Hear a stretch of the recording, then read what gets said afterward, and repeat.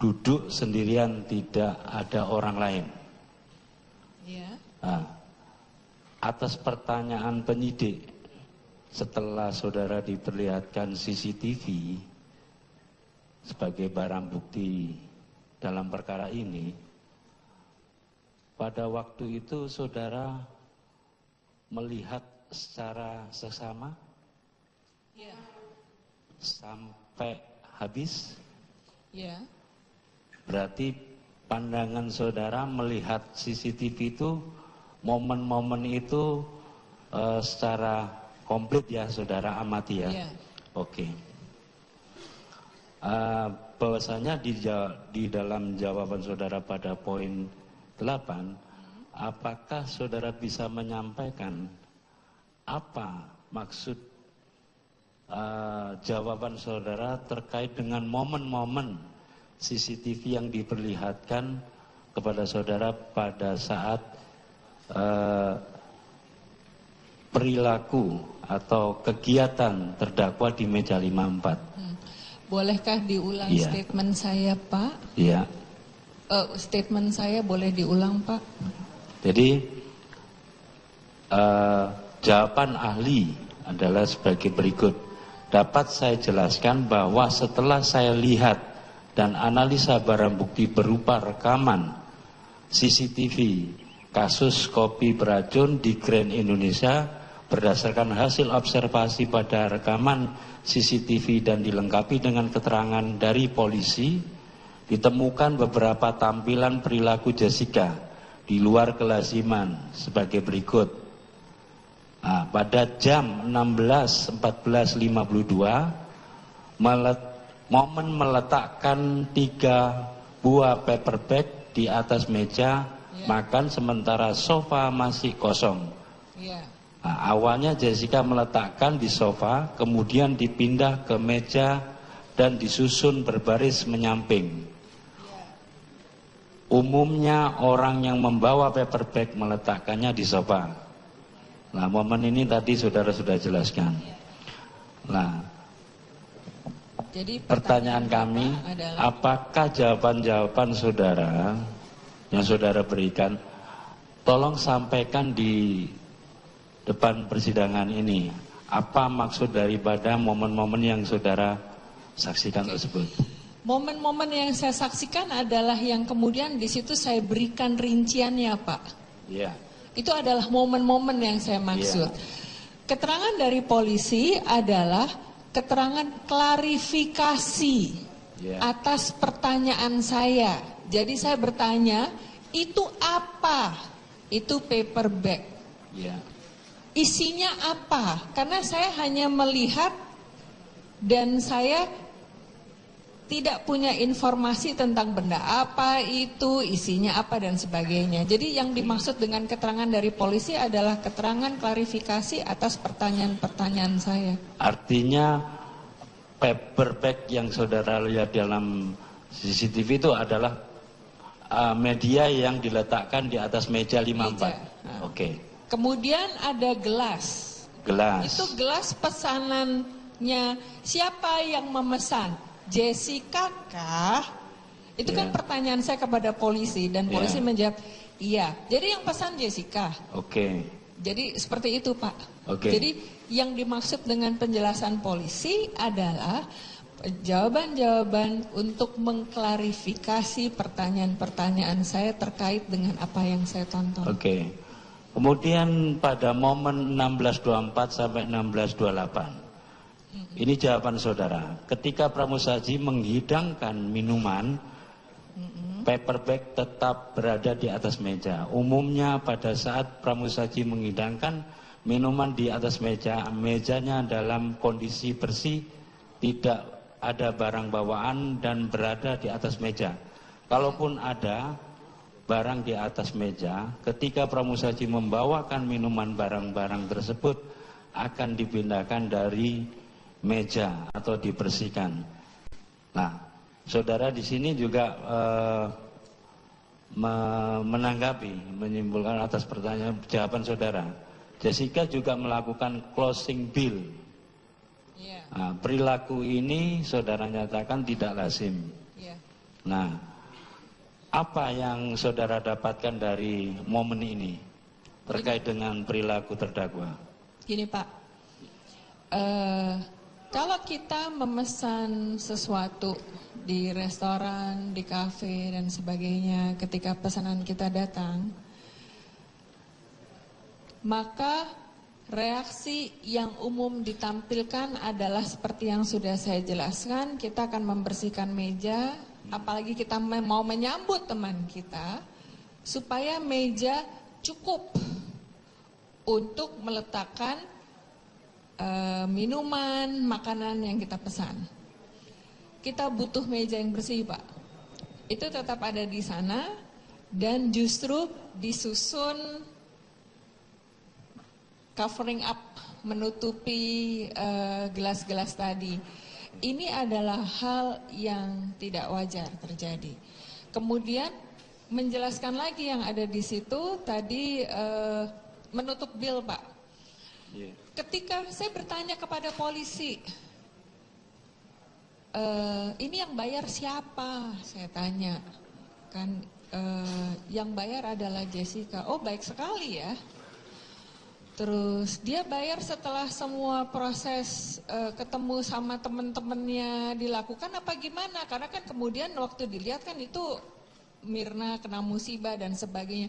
Kapan bayarnya? Karena sepanik-paniknya itu kan tetap harus dibayar, Pak. Apakah bayarnya setelahnya atau dengan transfer dan sebagainya? Oh enggak, Bu Rati. Itu dilakukan setelah pesan, dia langsung closing the bill. Jadi polisi menjawab pertanyaan saya, Pak. Bukan feeding me with information, beda kan? Ya. Jadi waktu ditanya, saya tanya kemudian itu penjelasannya, nah ini yang kemudian menjadi tidak wajar. Kenapa begitu ya? Dan kemudian saya mendapatkan informasi kemudian bahwa ini adalah sebuah pertemuan untuk membalas pertemuan yang sebelumnya. Jadi ketika kita mau membalas sebuah pertemuan yang sebelumnya atas itikat baik, maka gesturnya we are going to let the bill open, Pak. Kalaupun makanan yang disajikan atau minuman yang disajikan tertentu, kita akan close umumnya pada saat proses silaturahminya selesai. Apalagi temannya baru datang hampir 1 jam kemudian. Jadi kita bicara tentang kelaziman perilaku, Pak. Oke. Terus kemudian pada momen 16/24/17, ini jawaban saudara, kopi yang ditujukan untuk korban disajikan di depan Jessica. Kemudian tampak gerakan-gerakan seperti membuka tas tangannya. Dan terdapat gerakan tangan memindahkan gelas kopi ke seberang mejanya. Umumnya jika pemesan yang datang bukan untuk dirinya, seseorang akan meminta pramusaji agar hidangan ditempatkan di area lain, tetapi tidak di depannya. Ini jawaban saudara ini apakah perilaku Jessica tersebut menurut pendapat saudara seperti apa? Jadi kita bicara tentang perilaku yang umum, Pak. Iya. Ya. Kalau kita ada di sebuah restoran, kafe, kita duduk di tempat kita duduk. Kemudian kita memesankan untuk orang-orang lain. Dan kita bisa membuat bayangan akan duduk di mana bukan di depan kita. Itu tidak akan kita, gini loh, ketika pramusaji memberikannya di hadapan kita, kita otomatis akan minta untuk digeser ke tempat yang lain. Maksudnya di tempat yang kira-kira teman kita. Maksudnya duduk. Kopi itu.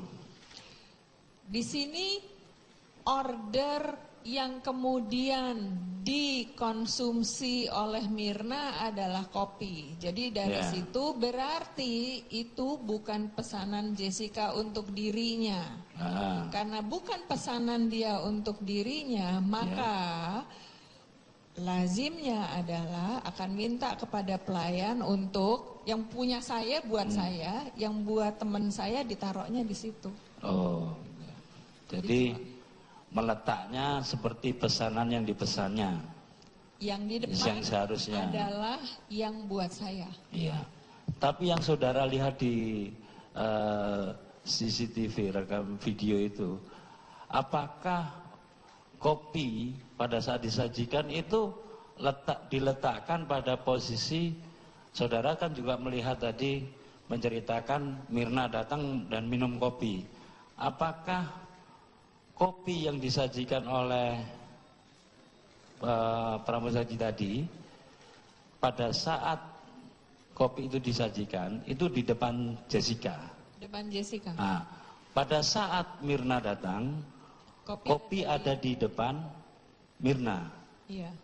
Nah, apa ini? Perilaku apa? Padahal kopi itu disajikan di depan Jessica. Tentunya minuman itu tidak disajikan untuk Jessica. Ya. Nah, pada saat itu terdakwa tidak meminta pramusaji untuk meletakkan di mana Mirna duduk kopi itu. Apakah perilaku ini menurut pandangan ahli seperti apa? Pendapat ahli? Ini bisa mencerminkan macam-macam, Pak. Salah satunya mungkin lengah, ya, lengah karena ya di depan dia gitu. Ya. Yang kedua, bisa saja mungkin dia juga ingin mengamati kopinya. Ingin mengamati kopinya. Bisa aja ingin mengamati kopinya, karena mungkin aja ini adalah proses yang menarik buat dia untuk diamati. Kemudian yang ketiga, mungkin saja dia memang ingin kopi itu ada di depan dia sebelum kemudian dia pindahkan. Kita nggak bicara tentang mengapa ini dilakukan oleh Jessica, Pak. Itu tidak dalam kapasitas saya untuk membuat penilaian. Tetapi yang saya lihat adalah kelaziman perilaku yang biasanya ditampilkan orang-orang ketika pesanan untuk dia dan teman-temannya datang. Apa yang biasanya secara umum akan dilakukan oleh seseorang. Contohnya gini deh, Pak. Pada saat Bapak bersama teman-teman Bapak, ini Bapak umurnya beda nih sama Jessica ya, tapi Bapak dengan teman-temannya Bapak kumpul, Bapak memesankan pesanan untuk teman Bapak. Otomatis yang akan Bapak lakukan, nanti Bapak bisa mengujinya juga, ketika pesanan Bapak datang akan di depan Bapak. Kalau diletakkan di meja lain, Bapak akan minta supaya diantar kepada Bapak. Tolong Mas, pesanan saya dibawa ke sini. Begitupun ketika bukan pesanan untuk Bapak, misalnya es jeruk kayak es kopior kayak atau apapun juga ya dihadirkan di depan Bapak, Bapak akan bilang, tolong taruh di sana Mas. Bukan Bapak biarkan ada di depan Bapak. Ini adalah hal-hal yang sangat umum dilakukan oleh orang-orang. Ya, oke. Kemudian saudara juga melihat momen 1629 sampai 1634. Selama waktu ini jika Jessica menunggu hingga kopi datang dan ia memindahkan kopi ke seberang mejanya, ia menunjukkan banyak gerakan-gerakan seperti menengok ke belakang, ke samping kanan, menunduk, kemudian memindahkan barang, memindahkan posisi duduk. Umumnya individu sesuai seusia Jessica ketika menunggu temannya adalah melakukan kesibukan dengan gadget miliknya, seperti melakukan selfie atau chatting, buka media sosial, nonton YouTube atau main game. Ini apa ini maksudnya? Jadi Pak, kita bicara dalam konteks perilaku, bicara tentang konteks perilaku juga dikaitkan dengan kebiasaan orang-orang sesuai dengan umurnya. Ya. Perilaku yang umumnya ditampilkan oleh orang-orang seumur Jessica sampai yang lebih muda, ini masuk the Y generation, adalah cenderung intens dengan gadget. Jadi mungkin nanti bisa diuji juga kalau mau dilihat di kafe-kafe, dimanapun juga, pada saat anak-anak muda berada sendirian, apa yang dilakukan, maka kecenderungan perilaku yang ditampilkan adalah sibuk dengan gadget. Sibuk dengan gadget, dengan sosial media, dengan nonton YouTube, itu adalah perilaku yang sangat umum dilakukan oleh orang-orang seusia Jessica. Oke, terus dilanjutkan pada momen 16:33:53, Jessica memindahkan paper bag dari meja ke sofa. Umumnya seorang akan meletakkan paper bag di sofa sejak awal masuk ke kafe. Nah, di sini apa yang saudara amati terkait dengan CCTV yang saudara lihat tadi? Kita bicara tentang kelaziman, Pak. Ini sudah saya jelaskan tadi. Oke. Jadi, sudah. Ya. Ketika masuk yang dilakukan apa? Ya. Ketika dipindah apa? Dia duduk yang dilakukan apa?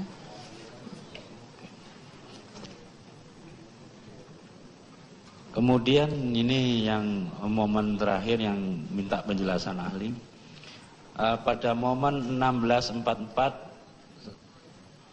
setelah koktail miliknya habis dan diangkat oleh pramusaji, Jessica meminum koktail yang ditujukan untuk temannya, Hani. Kemudian ia menggeser gelas koktail menjauh dari depan mejanya. Nah, apa menurut analisa saudara?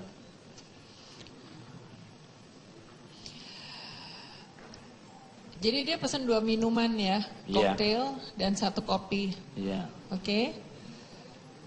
Koktail punya dia sendiri sudah diminum habis, kemudian dia minum koktail temennya. Itu sebenarnya nggak sopan, Pak. Karena kenapa? Itu adalah minuman temannya. Jadi kalau dia mau bisa dia minum, nanti dia pesankan yang baru. Itu kita bicara tentang kenapa itu diminum. Kalau dikaitkan dengan kasusnya, semestinya dia bisa memesankan ulang untuk teman-temannya. Ini saya merujuk kepada apa yang saya lihat dan saya tulis di situ, karena dia minum jatahnya Hani, nggak dihabisin ya, terus dia geser. Tapi di sini kan terdakwa menunjukkan bahwa tadi di tayangan di 16:24 sampai 16:28 itu kan udah close bill. Kenapa, Pak? Udah close bill, artinya minuman itu sudah dipesan. Bisa diulang, Pak, pesan bisa lagi. Diulang. Close bill kan untuk pesanan yang tadi. Sebetulnya kan bisa pesan lagi. Apakah dari tayangan CCTV yang diperlihatkan penyidik itu adakah momen Jessica melakukan pesanan ulang? Tidak. Tidak. Menurut ahli, apakah perilaku ini wajar atau tidak wajar? Padahal dia kan janjinya mentraktir, ya toh. Kemudian minuman pada saat Hani Mirna datang kan habis, cuma 1 minuman aja yang ada. Terus kemudian terdakwa tidak meminta temannya untuk memesan makanan atau minuman. Jika itu dikembalikan kepada itikat untuk membalas kebaikan ketika ditraktir oleh Mirna dalam pertemuan yang sebelumnya, maka apa yang ditampilkan dengan apa yang disampaikan tidak ada kesesuaian, Pak, di situ. Mengapa demikian? Jika itikatnya adalah untuk membalas, mengentertain teman, pesanan akan dilakukan sesuai dengan permintaan teman. Dan ketika pesanan datang, bill baru di-close setelah proses bersilaturahminya selesai, Pak. Dan jikapun bill sudah di-close sebelumnya, sebagai indikasi dari adanya niat baik, tetap ditawarkan untuk membuka order baru. Apalagi apa yang disajikan dari waktunya bisa dibilang sudah expired. Ice coffee setelah 1 jam itu kehilangan kualitas dari ice coffee itu sendiri. Koktail tetap koktail, tapi koktail biasanya kan diminumnya dingin. Ini pasti juga udah rasanya sudah berbeda. Kemudian kalau bicara tentang niat baik, berarti mestinya dia tidak mencemari dengan cara mencicipi koktail punya Hani. Ya.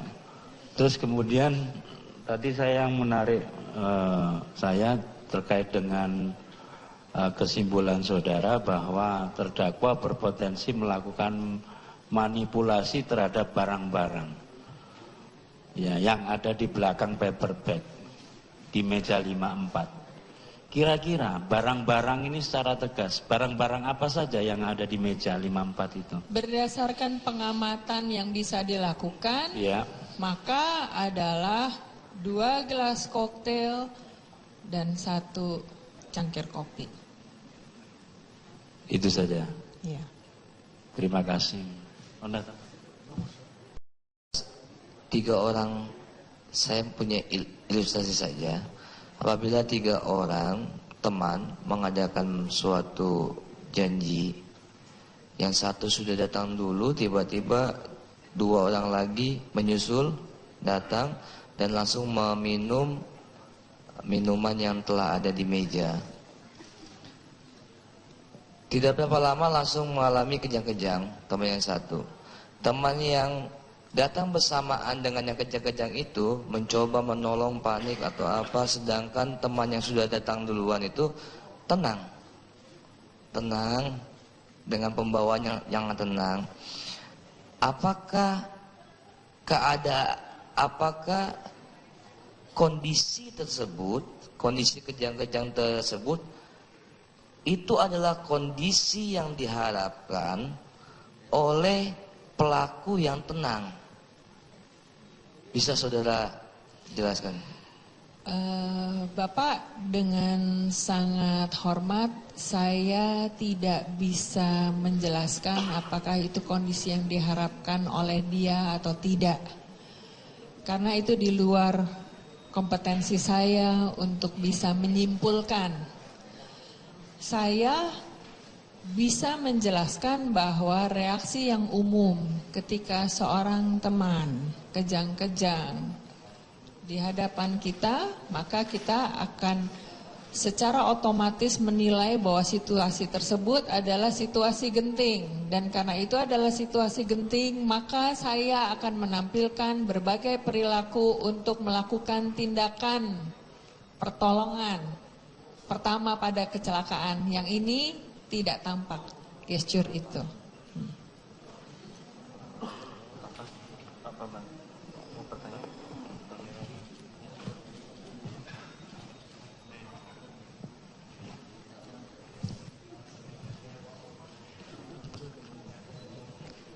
Mohon izin yang mulia, kami lanjutkan. Saudara ahli, sepengetahuan saudara ahli, apa yang dimaksud dengan tipe kepribadian narsistik berkombinasi? Narsistik Tipe kepribadian narsistik adalah tipe kepribadian di mana yang bersangkutan memiliki dorongan yang sangat besar untuk menjadi pusat perhatian dan mendapatkan perhatian maupun pemujaan dari lingkungan di sekitarnya. Menyukai adanya admirasi, pemujaan, penerimaan, kekaguman, itu menjadi bagian dari kebutuhan orang-orang dengan kepribadian narsistik. Nah, narsistik kombinasi di sini karena dalam karakteristiknya dia berkaitan dengan bagaimana dia butuh untuk bisa diakui keberadaannya terkait dengan achievement-nya dia, prestasi, kemudian hal-hal yang pencapaian-pencapaian yang dia miliki. Sepengetahuan ahli, Ya. tipe kepribadian histrionik menggambarkan seseorang yang bagaimana menurut? Histrionik. Ya, menurut Histrionik. pendapat ahli menggambarkan seorang yang bagaimana? Kepribadian histrionik adalah orang yang punya kecenderungan dan dorongan di dalam dirinya dia untuk sebetulnya mirip dengan narsistik, Oke. dan menggunakan pesonanya untuk bisa menarik perhatian, cinta, kemudian pemujaan tadi dengan menggunakan secara seduktif dan dengan menggunakan juga pesona-pesona yang dia miliki sebagai pribadi. Umumnya histrionik dimiliki oleh perempuan dan menempatkan diri sebagai figur yang butuh untuk dilindungi, dijaga, itu bisa menjadi manifestasi dari perilakunya. Oke. Kalau dari segi pola emosinya bagaimana? Kita bicara tentang hasil pemeriksaan psikologisnya ya. Saya menanyakan teorinya. Secara pola emosinya seperti apa gambaran umumnya? Kemarin pola emosinya saya dapatkan dari hasil assessment yang saya lakukan menggunakan Milan Clinical Multi-Axial Inventory ditambah dengan beberapa tes gambar sebagai alat assessment proyektif. Tapi untuk tes gambar kami gunakan sebagai pelengkap. Jadi kita berpegang kepada apa yang kami dapat dari Milan. Maka di sini kita lihat bahwa yang bersangkutan adalah orang yang dominan di sini adalah kebutuhan desirability, kebutuhan untuk bisa dikagumi, untuk bisa diterima eksistensinya sebagai pribadi yang adorable ya, yang disukai, dikagumi. Kemudian bagaimana dengan daya imajinasinya? Di sini ada beberapa indikasi bahwa daya imajinasinya untuk situasi-situasi yang berkaitan dengan hidupnya itu juga besar pada yang bersangkutan. Oke. Tadi ahli menjelaskan bahwa melakukan pemeriksaan psikologis terhadap terdakwa. Ya. Pada saat melakukan pemeriksaan psikologis yang dilakukan selain observasi apa aja? Observasi itu nomor satu, kemudian saya menyebutnya sebagai wawancara dengan memberikan serangkaian pertanyaan terkait dengan bagaimana dia dalam kehidupan sehari-hari, hubungan dengan keluarga, pertemanan, dan pengalaman-pengalaman puncak, baik puncak yang positif maupun yang mungkin menyedihkan pada yang bersangkutan. Kemudian kepada yang bersangkutan juga kami berikan assessment berupa tes gambar orang, gambar pohon, itu standar sekali. Kemudian menggunakan Milon Clinical Multi-Axial Inventory yang tadi sudah saya jelaskan. Dan kami juga memberikan assessment, sebentar saya cari.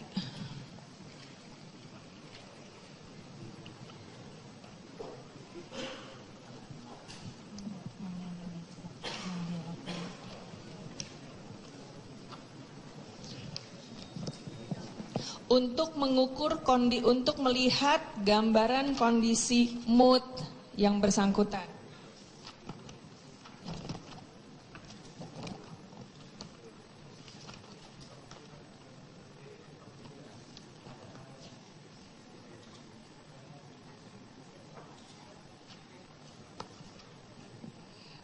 Kami menggunakan outcome rating scale. Oke. Tapi hasil tesnya pasti nggak ditaruh di situ karena sifatnya confidential. Oke. Ya. Itu dari Scott Miller, Ibu. Oke. Jadi selain menggunakan pemeriksaan yang tadi, observasi, wawancara, tes psikologi, apa yang menurut pendapat ahli, kesimpulan apa yang bisa ahli kesimpulan secara umum ya, karena mungkin kalau secara pribadi seperti yang sudah saudara ahli jelaskan tadi bukan kompetensi ahli. Kesimpulan umumnya apa? Ada nggak? Kesimpulan kami, Ya, Bapak Hakim. Jadi saat dilakukan pemeriksaan, Jessica dalam kondisi yang waras dan sadar.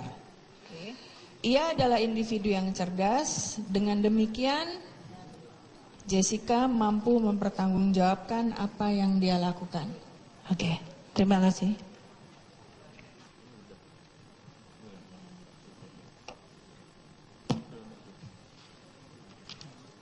Masih ada? Sudah cukup? Mari.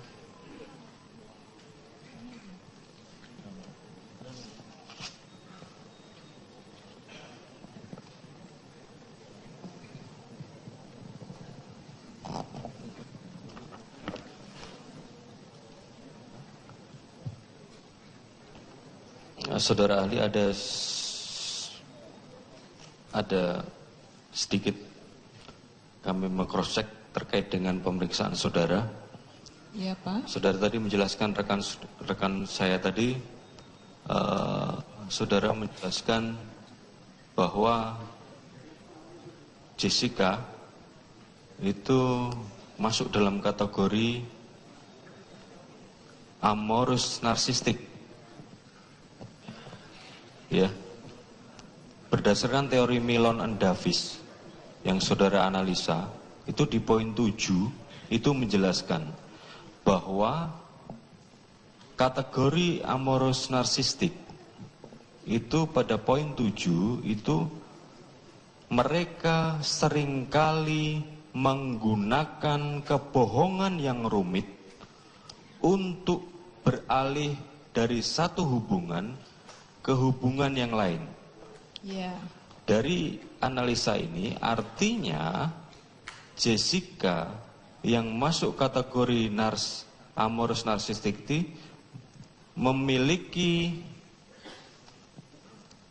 kategori menggunakan kebohongan yang rumit untuk beralih dari satu hubungan ke hubungan yang lain.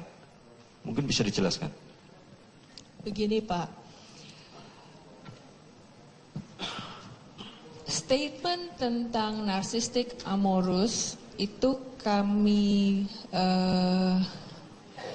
tampilkan karena berdasarkan dari asesmen psikologinya kecenderungan untuk narsistik, disability, serta histrioniknya menonjol. Dan kemudian ketika dalam proses ngobrol, assessment interview yang 6 jam, kemudian nanti ada tambahan lagi ngobrol secara informal dengan psikolog yang lainnya ketika kita masuk ke dalam pola relasi dia di keseharian dengan keluarga, dengan teman dekat, dengan pacar, ya, ada hal-hal yang ditemukan tidak sinkron. Kenapa tidak sinkron? Karena ketika dibilang bahwa dia adalah orang yang pemaaf, misalnya demikian, itu dalam pertanyaan yang berikutnya itu jawabannya bisa berbeda. Jadi kemudian ketika masuk ke dalam pola relasinya, kita masuk lebih dalam, jawaban-jawaban yang ada pada Jessica itu adalah jawaban-jawaban yang sifatnya sangat common. Jadi nggak bisa masuk sampai detail ke dalam.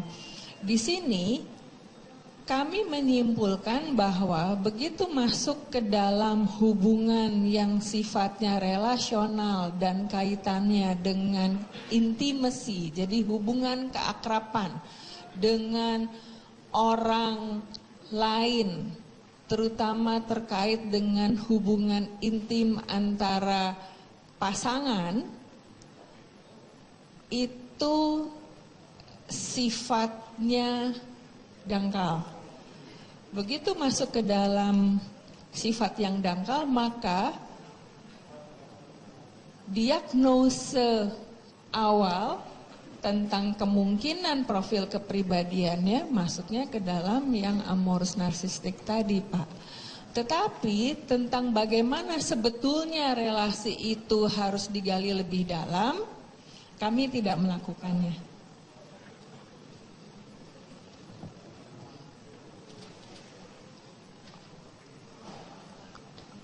Jadi yang poin 7 menggunakan gabungan yang rumit itu, dan untuk beralih dari satu hubungan ke hubungan yang lain ini,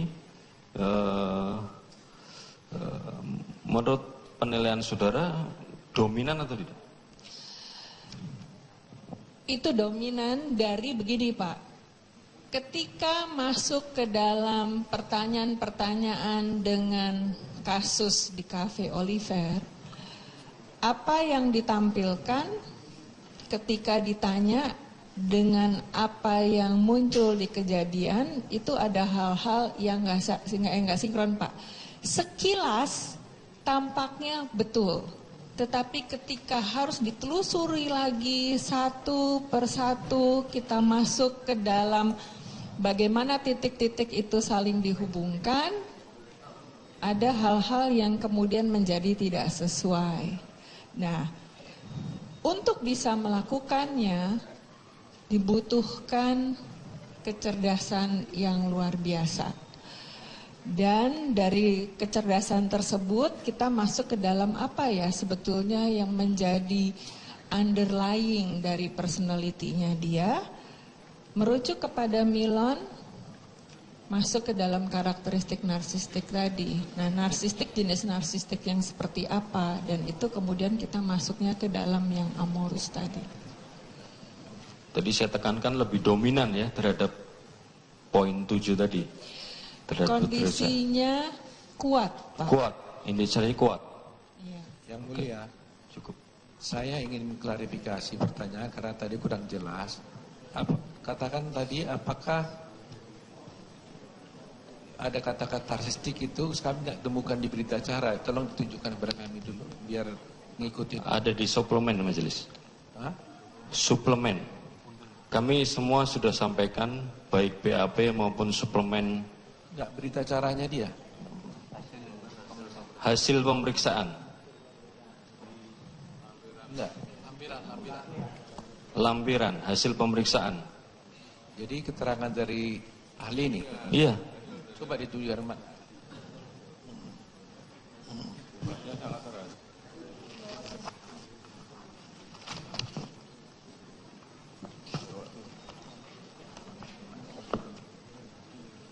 Biar kita bisa ngikutinya gitu.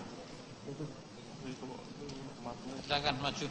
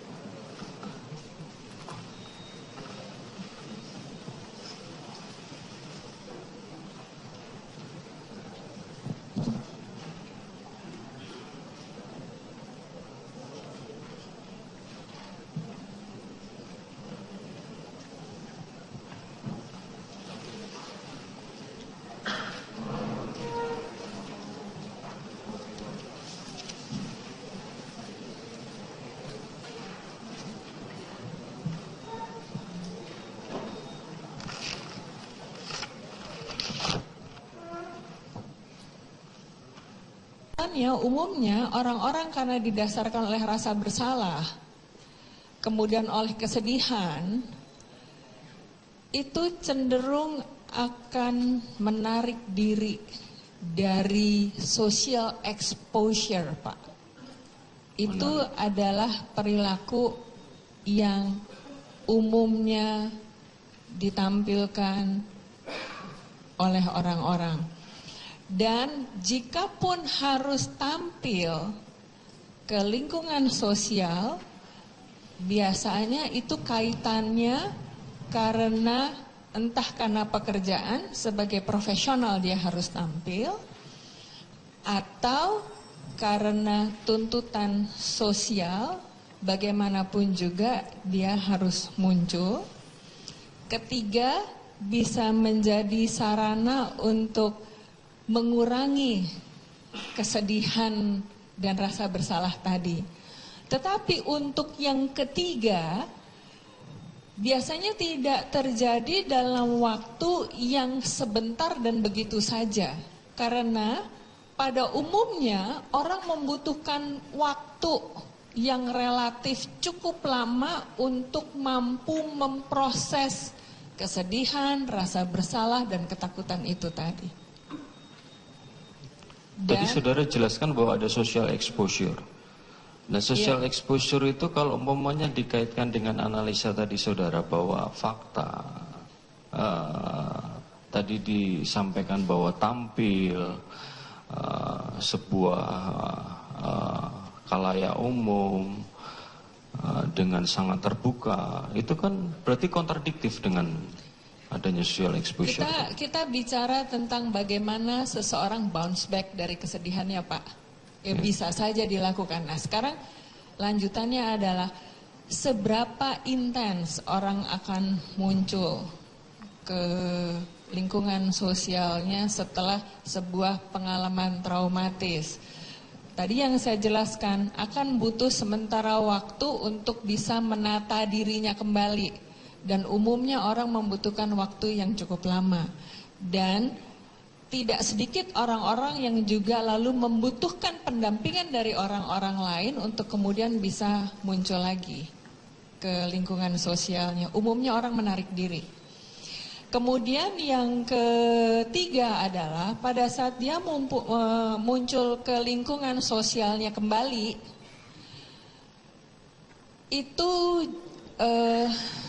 reaksinya biasanya tampilan dari perilaku yang dimunculkan juga tetap kita bisa lihat adanya kesedihan di situ, ada luka di situ, ada pain di situ, ada masalah-masalah traumanya tadi tetap akan muncul. Yang ini tidak saya lihat dari tampilan-tampilan yang ada pada Jessica pasca meninggalnya Mirna. Sebelum saya terlibat di kasus ini. Saudara, tadi saya agak ke belakang lagi. Tadi saudara menarik ketika tadi disampaikan oleh rekan saya bahwa terkait percakapan WA ada pesanan terkait kopi. Tadi saudara ada keterangan itu salah satu bagian dari bentuk kesungkanan juga seseorang yang dipesankan. Dalam case ini ada fakta saksi yang terdahulu mengatakan bahwa si korban ini mengatakan bahwa kenapa dipesankan dulu. Kenapa dipesankan kopi itu, gitu. Dan yang saya mau sampaikan menurut keahlian saudara selaku ahli psikologi klinis, bahwa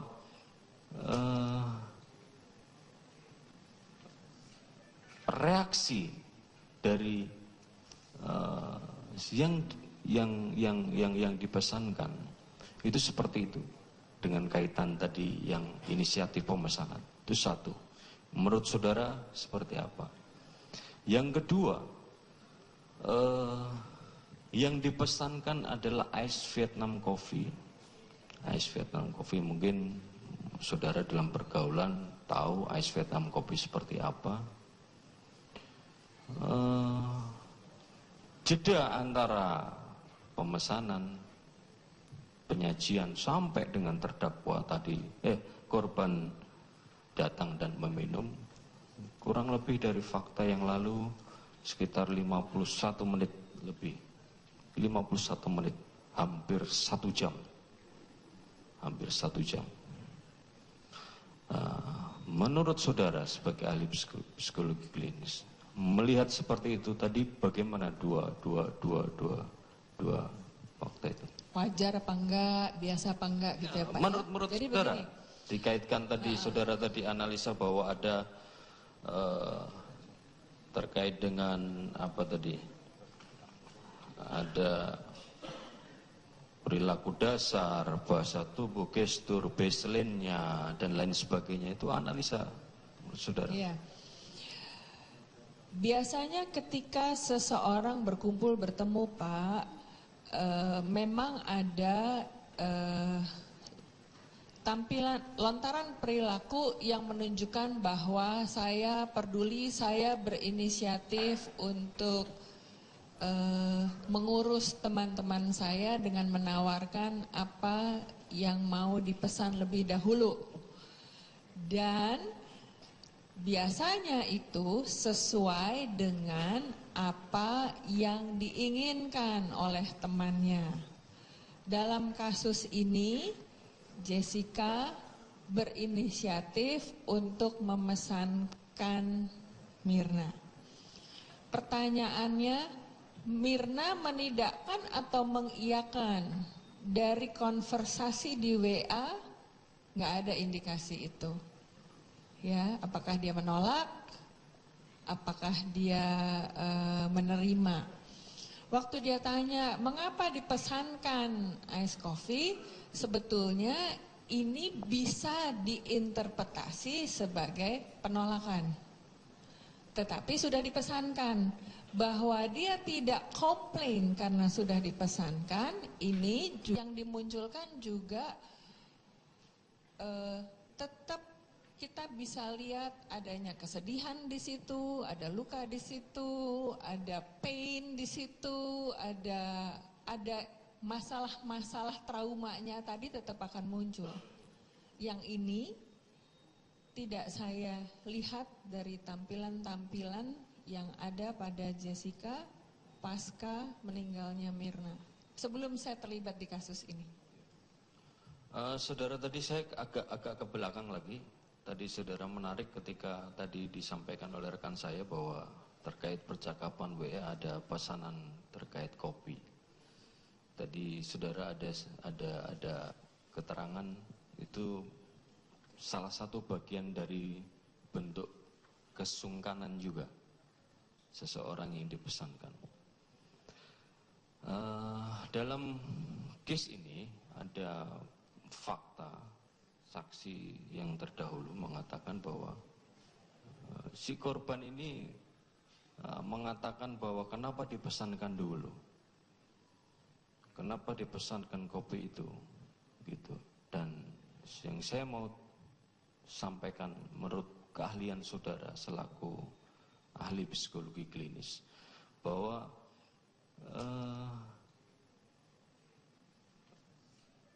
reaksi dari yang dipesankan itu seperti itu dengan kaitan tadi yang inisiatif pemesanan. Itu satu. Menurut saudara seperti apa? Yang kedua, yang dipesankan adalah ice Vietnam coffee. Ice Vietnam coffee, mungkin saudara dalam pergaulan tahu ice Vietnam coffee seperti apa.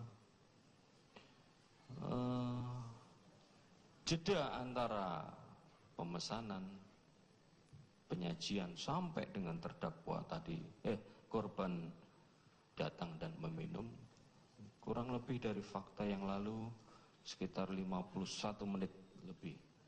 51 menit, hampir 1 jam. Hampir 1 jam. Menurut saudara sebagai ahli psikologi klinis, melihat seperti itu tadi bagaimana dua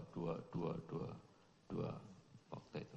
Wajar apa enggak, biasa apa enggak gitu ya Pak? Menurut Jadi saudara, begini, dikaitkan tadi saudara tadi analisa bahwa ada terkait dengan apa tadi, ada perilaku dasar, bahasa tubuh, gestur, baseline-nya dan lain sebagainya, itu analisa saudara. Iya. Biasanya ketika seseorang berkumpul bertemu Pak, memang ada tampilan lontaran perilaku yang menunjukkan bahwa saya peduli, saya berinisiatif untuk mengurus teman-teman saya dengan menawarkan apa yang mau dipesan lebih dahulu. Dan biasanya itu sesuai dengan apa yang diinginkan oleh temannya. Dalam kasus ini, Jessica berinisiatif untuk memesankan Mirna. Pertanyaannya, Mirna menidakkan atau mengiyakan? Dari konversasi di WA, nggak ada indikasi itu. Ya, apakah dia menolak? Apakah dia menerima? Waktu dia tanya, mengapa dipesankan ice coffee? Sebetulnya ini bisa diinterpretasi sebagai penolakan. Tetapi sudah dipesankan. Bahwa dia tidak komplain karena sudah dipesankan, ini juga bisa menceritakan bahwa yang bersangkutan menghargai bahwa sudah dipesankan. Sekarang pertanyaannya adalah, ketika itu dipesankan dan temannya baru muncul 50 menit lebih kemudian, biasanya apakah perilaku yang lazim ditampilkan orang pada umumnya akan memesankan ulang? Mengapa demikian? Karena ketika kita janjian ketemu sama orang-orang, sebagai teman yang menghargai teman lainnya, kita cenderung akan memberikan yang bagus buat temannya. Jadi ketika dipesankan, dia akan menunggu sampai kira-kira temannya kembali datang. Kalaupun ternyata sudah ditampilkan lebih dahulu, dia akan minta supaya diulang, diberikan pesanan yang baru. Kita bicara tentang kelaziman perilaku kan Pak ya?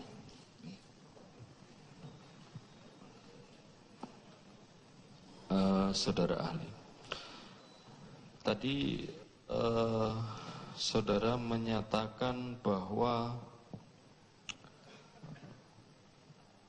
interaksi dari saudara terdakwa ini ada sesuatu hal yang memang dia akan sangat tenang ketika dia tahu prediksinya. Ya kan, dia tahu prediksinya. Nah, terkait dengan pengamatan saudara yang tadi saudara amati mulai dari percakapan, dari mulai datang dan lain sebagainya tadi. Nah, itu apa yang menjadi kesimpulan dari analisa saudara tadi? Tentang apa Pak? Tentang bagaimana tadi ada sesuatu yang prediksi yang sudah tahu akan sesuatu hal yang terjadi. Nah, menurut saudara bagaimana dengan kondisi fakta-fakta yang saudara analisa tadi maksud? Mengamati Jessica dan bagaimana dia menampilkan perilakunya, saya menyimpulkan bahwa Jessica akan mampu untuk tampil dengan sangat tenang, menguasai diri, kalem, bahkan tampak dingin jika dia berada dalam kondisi situasi yang predictable, yang sudah terprediksikan oleh dia. Maksudnya dalam situasi yang dia sudah punya antisipasi terhadap kejadian tersebut. Di luar itu, emosinya akan tersulut. Contohnya begini, dalam proses pemeriksaan selama 6 jam, saya menempatkan diri saya sebagai asisten dari Profesor Roni Niti Baskara. Tentu perhatian sepenuhnya dari Jessica adalah kepada Prof. Roni. Saya adalah asisten. Jadi memang tampak bagaimana Jessica berperilaku sangat responsif dan antisipatif terhadap Prof. Roni. Pertanyaan-pertanyaan dari saya adalah pertanyaan-pertanyaan yang sifatnya umum. Ketika kami juga sambil makan siang di sana. Jadi ketika kemudian Prof. Roni bilang bahwa udah selesai ya, kita udah selesai nih. Sebetulnya pemeriksaan dari saya belum selesai. Dan saya bilang belum selesai. Saya masih ada pertanyaan lanjutan. Dan di sini ekspresi yang ditampilkan oleh dia berubah 180 derajat kalau kita mau pakai terminologi tersebut. Yang tadinya ramah, yang tadinya cukup kooperatif, langsung tampak berubah. Jadi dingin dan kemudian ketus, dan bahasa tubuh yang tadinya saya di sebelah sana, Prof. Roni di sebelah situ, dia di sini yang tadinya masih terbuka ke saya berubah menutup. Ini adalah bahasa tubuh yang menunjukkan bahwa saya menolak. Dan memang saya menggali lagi. Bagi kami para psikolog klinis, gerak-gerik, gestur, tampilan maupun lontaran sekecil apapun bagi kami itu adalah informasi. Dan dari situ saya melihat bahwa jika dia ada dalam situasi yang dia sudah mengantisipasinya, dia akan mampu bersikap sangat-sangat tenang. Tetapi jika itu di luar antisipasinya, emosinya akan terpicu. Dan ini kemudian yang nanti mesti dikulik kepada tim dari RSCM yang melakukan pemeriksaan lebih lanjut, karena untuk lanjutannya bukan dalam Bisa dikatakan itu emosinya dangkal? Saya tidak akan menyebut sebagai emosi yang dangkal, tetapi bahwa gini, kita masuk ke dalam bagaimana seseorang memiliki karakteristik, kepribadian, dan kecenderungan berperilaku. Untuk orang-orang yang sangat punya daya dan kapasitas untuk mengkondisi dirinya, hal-hal yang bahkan sebetulnya men-trigger luapan emosi, agresivitas, kemarahan atau apapun itu akan bisa dikendalikan oleh dia. Kemudian situasi-situasi yang terkait juga akan bisa dikondisikan oleh dia, termasuk dia mengkondisikan dirinya atau mengkondisikan lingkungannya. Tetapi ada situasi-situasi yang memang di luar prediksi, dan di situ respons perilaku yang murni dari yang bersangkutan lebih bisa dilihat. Ini bukan dilakukan secara khusus untuk mengulik yang bersangkutan. Ini adalah sebuah konversasi yang sangat umum. Dan di situ kelihatan bahwa ada hal-hal, untuk hal-hal yang dia sudah punya antisipasi tersendiri, dan itu terjadi di luar skenario antisipasinya dia menjadi tidak cukup kooperatif lagi di situ. Kalau tidak cukup kooperatif seperti tadi saudara sampaikan bahwa dia sudah prediksi apa yang menjadi jawaban, apa yang sudah menjadi prediksi, apa yang dia sudah tahu, itu apakah dalam ilmu psikologi klinis bisa dikatakan itu jujur atau tidak jujur dan lain sebagainya gitu? Kita bicara tentang jujur atau tidak jujur itu kan sangat terpulang lagi kepada bagaimana nanti kita menyelidiki tampilan perilaku, jawaban-jawaban, respons berdasarkan konteks-konteks lain yang terkait dengan isu tersebut, Pak. Tapi bisa bersinggungan nggak? Kalau mau dilihat hubungannya sih bisa aja. Bisa. Bisa aja. Dan itu nanti sebetulnya kan ada pakar lain yang menggali lebih dalam tentang itu. Tadi saudara katakan ada manipulasi di dalam BAP saudara ini kan ada, saya baca ini saudara menjelaskan di BAP tambahan nomor 5, mungkin bisa dibaca di situ, silakan. Saya baca ya Pak ya. Yang tambahan jawaban saudara nomor 5 mungkin bisa dibaca saudara. Oke. Kesimpulan saudara. Ya. Dapat saya jelaskan bahwa mengacu dari hasil keterangan dan analisa ahli digital forensik, maka momen Jessica Kumala Wongso alias Jess sangat berpotensi memanipulasi gelas kopi yang diminum oleh korban Wayan Mirna Salihin adalah pada pukul 16.30.55 WIB sampai dengan 16.33.13 WIB. Iya, itu kan apa tadi saudara jawaban ahli ya terkait BAP. Berdasarkan analisa terhadap video, Pak. Iya. Terkait dengan analisa yang tadi saudara jelaskan terhadap diri terdakwa ini, apakah ada secara kejiwaan atau gestur atau tadi baseline-nya itu apakah dia memang mencoba untuk memanipulasi diri gitu?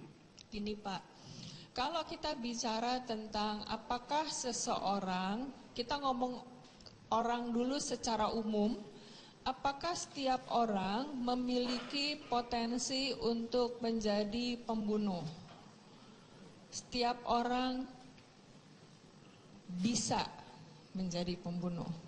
Tetapi waktu ditanya seberapa besar potensinya, ada yang sangat kecil sampai sangat besar, Pak. Kemudian waktu sampai dari sangat kecil sampai besar, apakah orang akan melakukannya? Belum tentu. Mengapa demikian? Karena ada sebuah insting lain pada setiap orang untuk mempertahankan hidup dan untuk menghargai kehidupan. Itu adalah insting dasar manusia. Jadi kita masuk ke dalam perilaku untuk menolong orang ketika orang berkesusahan, terkena musibah. Kalau dikaitkan dengan teorinya, bahkan untuk menolongnya pun adalah menolong tanpa pamrih, kita menyebutnya sebagai the spirit of altruism. Lalu pertanyaan berikutnya, mungkinkah tersangka punya kemampuan untuk menolong orang? Ya. Pertanyaan apakah itu dilakukan? Dari tampilan video, sayangnya itu tidak tampil. Kemudian apakah dengan kondisi yang bersangkutan mampu untuk melakukan tindak terhadap Mirna? Potensinya ada. Kita bicara potensi. Bicara potensi bukan merujuk langsung ke dalam bentuk tuduhan perilaku, Pak. Kenapa potensinya ada? Karena kita lihat lagi, ketika dia di waktu tersebut Orang yang paling mungkin di sini dilihat punya potensi untuk memanipulasi gelas adalah yang bersangkutan. Itu satu. Kemudian jika sebetulnya yang bersangkutan sangat berteman dekat dengan Mirna, kemudian ada itikat untuk membantu dan menolong yang bersangkutan, itu akan tampil pada saat dia di sebelahnya melihat masalah yang menimpa Mirna. Dan tadi sudah saya jelaskan bagaimana untuk minta air putih, gerak sigap bahwa dia ada di dalam situasi yang urgent, itu tidak tampil secara signifikan. Begitupun kemudian keterangan dari Bapak penuntut umum yang menjelaskan bahwa pada saat masuk ke rumah sakit menuju unit gawat darurat, perilaku yang menunjukkan bahwa yang bersangkutan punya itikat untuk menolong dalam situasi urgensi juga tidak tertampil secara signifikan, Pak. Kalau bicara tentang motif, yang tahu adalah yang bersangkutan, dan ini di luar kompetensi saya untuk bisa menjelaskan lebih lanjut, Pak.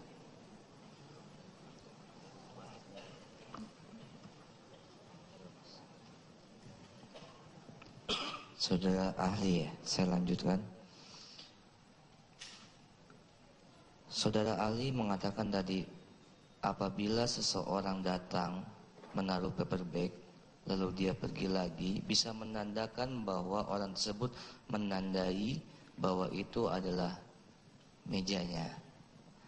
Namun, pada umumnya, apakah yang dilakukan oleh orang tersebut apabila dia sudah kembali ke mejanya terhadap paper bag tersebut?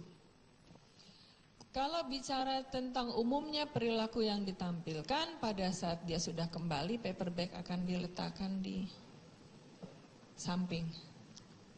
Itu spontan langsung Itu setelah spontan. sampai? Itu adalah spontan. Perilaku yang umumnya dilakukan adalah begitu dia kembali, dia akan meletakkan paper bag. Kalau tujuh itu untuk menandakan bahwa meja itu adalah mejanya, gitu ya. Nah, menurut ahli, apakah wajar apabila ada seseorang yang sudah berada di lokasi yang telah ditentukan, namun pada saat ditanya oleh orang yang membuat janji, dia bilang, saya belum ada di TKP atau saya masih di jalan. Apakah umumnya itu wajar? Boleh diulang pertanyaannya, Pak? Apakah wajar apabila seseorang janjian, orang yang janjian itu sudah ada di TKP, namun ketika ditanya sama temannya, dia katakan bahwa saya masih OTW, saya masih di jalan. Dia tidak katakan bahwa dia sudah ada di tempat. Apakah hal itu wajar? Menjadi tidak wajar karena bukan cuma tidak wajar, Pak, menjadi tidak benar, ya, karena berarti ada manipulasi informasi kepada teman. Dan ini kalau mau digali lebih lanjut apa yang menjadi motif, itu harusnya masuk ke dalam penyidikan lebih lanjut. Orang bisa melakukan alasan macam-macam, Pak. Bilang saya masih di jalan, 5 menit lagi sampai, dan ternyata belum. Tetapi dalam pertemanan yang murni pertemanan, orang cenderung tidak memanipulasi data, Pak. Jadi kita bicara tentang sincerity, ketulusan dalam berteman. Dia akan bilang apa adanya. Iya. Saudara ahli, tadi kan dikatakan bahwa kalau orang yang kenal dekat, kalau melihat temannya itu ada sakit, dia langsung bereaksi untuk menolongnya. Namun, apakah kalau misalkan orang yang tidak kenal atau kenalnya tidak dekat lah ya,